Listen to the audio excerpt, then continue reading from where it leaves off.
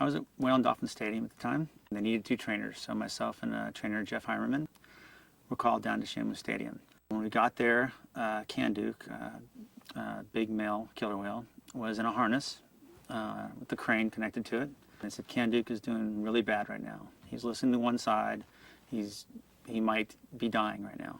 So Jeff and Dean, your job is to hold his enormous pec. I think it was probably 6 feet across. His pecs are the side fins. If Kanduke goes into his death swim, which cetaceans do, most cetaceans do when they die, they'll go to this horrific death swim, swimming around, just punching through whatever or hitting whatever they would hit. If Kanduke was to get out of this harness, he could flop around on the shore on the deck like a goldfish.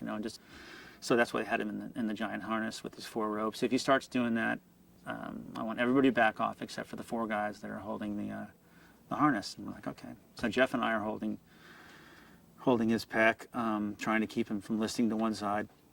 What happens when they die is their eyes just turn beet red, and then the death swim starts, and that's what happened. His eyes, I looked into that eye, and it was went from black to red in just a second. I don't know the physiology behind it, but you saw that red in his eye, and then all of a sudden he went ballistic. Gallons and gallons of blood shot out of his mouth as he just torqued back and forth inside this harness that he was in, and he ended up just dying right there, just a violent death.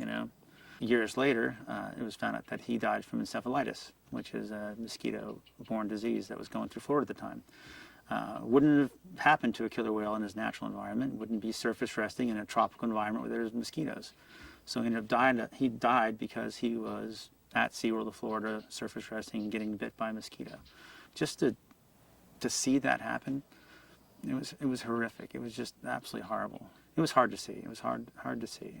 It was definitely one of the worst things I've ever seen in my life, for sure.